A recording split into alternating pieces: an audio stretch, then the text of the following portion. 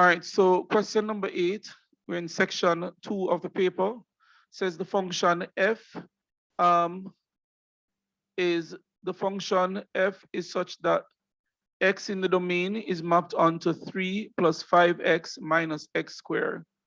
This says for the table of values for f of x is equal to 3 plus 5x minus x squared, we're to complete the table of values. All right, so we have a table of values. We have corresponding values of x and y. Some of the values of y are missing. We're asked to put in the missing values. So we have f of x, we have to go to the function to get this, 3 plus 5x minus x squared when x is equal to 0, f of x is equal to 3. So when x is 0, this is 3. I remember now, 5 times 0 is 0, minus 0 squared is just 0. So when you're adding and subtracting 0 from 3, you're still going to end up back with what? 3. So we have f of x is equal to 3 plus 5x minus x squared. We're asked when x is equal to 1, f of x is equal to 3 plus 5 times 1 minus 1 squared. This is 3 plus 5 minus 1. This is 7. Missing value there is 7. When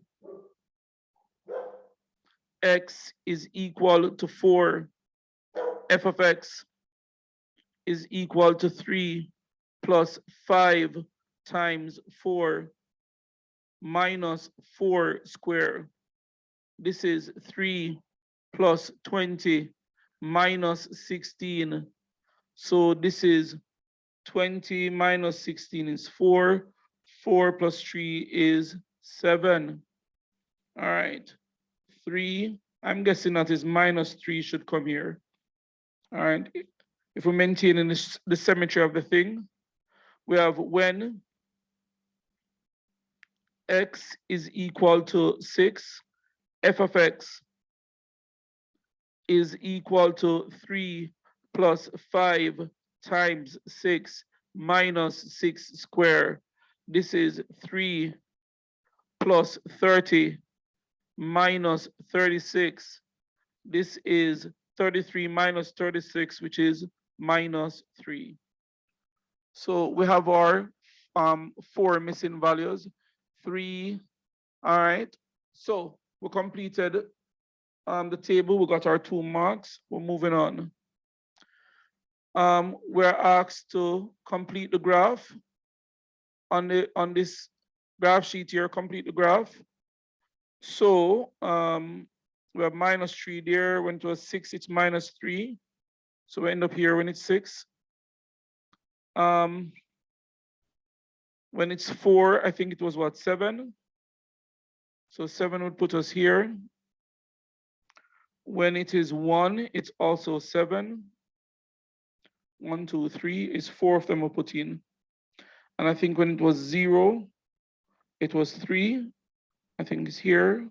When it's 0, it's 3. So these are all our values we put in. So all we need to do is to draw our graph now. And remember, when you're drawing your graph, you need to just what?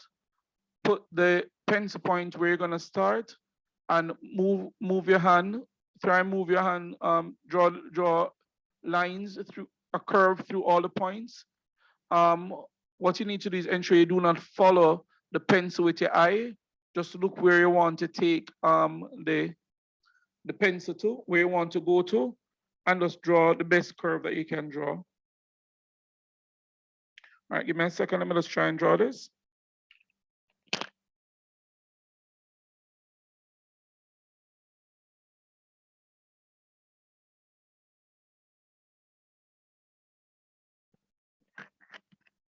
All All right, so that's like the first half of my graph. Let's get the second half.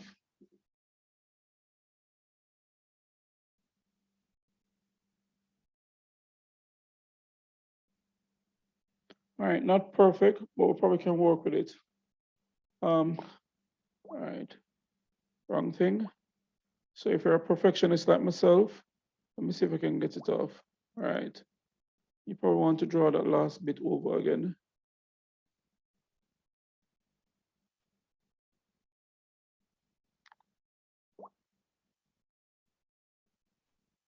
All right, at some point, this can become a waste of time. One last time. Well, 4 times the charm.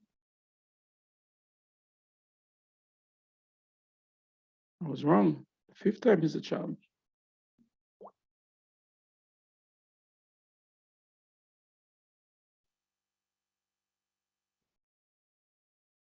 All right, better. All right. So once you finish drawing your graph, you're gonna label it. So this is the graph of f of x is equal to 3 plus, is it 5x minus x squared. So after you draw your graph, ladies, gentlemen, you must label the graph. And then, so we draw a graph. Here we ask now, write down the equation of the axis of symmetry. Now guys, the axis of symmetry is the vertical line that passes through the turning point. The vertical line that passes through the turning point is the axis of symmetry. We're asked to write down the equation of the axis of symmetry. Now, a vertical line that passes through 2.5 on the x-axis is the line x is equal to 2.5. So 2.5, x is equal to 2.5 is the axis of symmetry.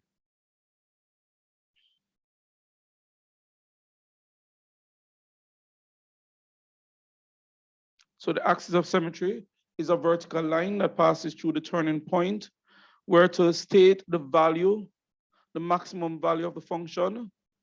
Now, the maximum value of the function is the value of y at the turning point. Now, this might be different depending, you understand, for different person, slightly different. So you get the maximum value at the top of the graph. So that's my maximum value. All right. All right, so somewhere around there. All right. And my maximum value there look as if it is 9.23. This is f of x max. This is my answer, is equal to 9.3. So for me, f of x max, the maximum value of the function, is equal to 9.3. Next, we're asked to write down the coordinates of the point where the line 3 minus a half x cuts the x-axis, where it cuts the y-axis. So where does this line cut the x-axis? So in a sense, we're being asked to find the x-intercept. Now, the x-axis is the line y is equal to 0. So I'm going to say when y is equal to 0, I'm going to get 0 is equal to 3 minus a half x. I'm going to get a half x is equal to 3. Then I'm going to cross multiply. And I'm going to get x is equal to 6. So the x-intercept is 6, 0. The x-intercept is 6, 0. You must know how to determine the x-intercept of a straight line. We're asked to determine the y-intercept. The line is of the form y is equal to mx plus C, which is 3. C is the y-intercept. So the y-intercept is 3. So 0, 0, 3 is the y-intercept. Just like our 6, 0 is the x-intercept. All right. So 1 mark, we got the y-intercept and the x-intercept. It says on the grid on page 22, we're to draw the line y is equal to 3 minus a half x. Now, we only need 2 points to draw a straight line graph, and we have 2 points, 6, 0 and 0, 3. So we have 0, 3, which is here, and 6, 0, which is here. We only need 2 points to draw a straight line graph. Line up the 2 points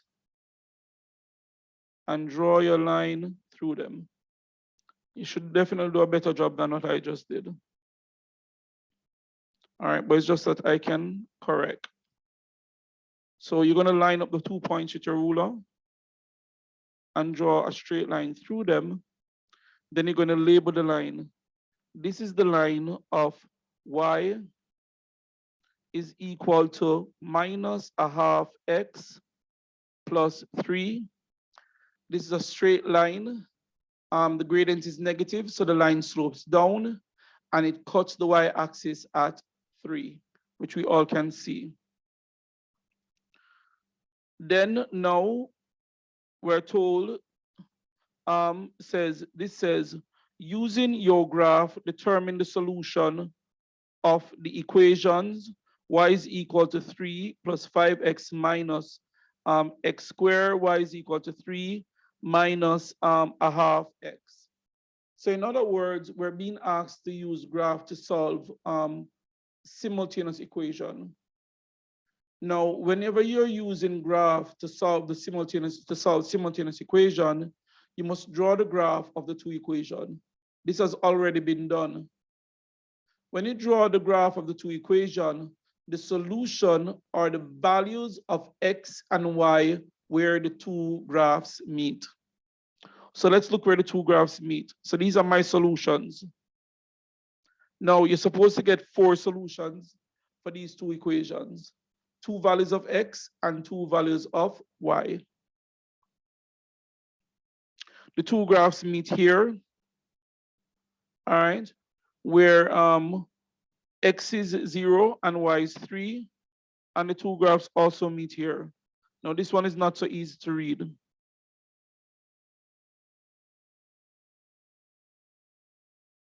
And now I'm gonna try to make it bigger. It now work for me. All right, not so bad. The two graphs meet there. That sort of look like 5.5, 0.2. 5.5, I would say 5.5, 0.2.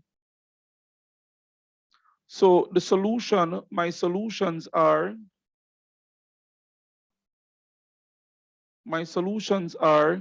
x is equal to 0, y is equal to 3, and x is equal to 5.5. Is it 5.5? Y is equal to 0.2. The solution are the values of x and y where the two graphs meet. Yeah, that looks like 5.5, 0.2. My solutions are x is equal to 0, y is equal to 3, x is equal to 5.5, y is equal to 0.2. When you solve this type of simultaneous equation, it's called a simultaneous linear quadratic. You should get 4 answers, 2 values of x and 2 values for y. The solution of the simultaneous equation are the values of x and y where the two graphs meet.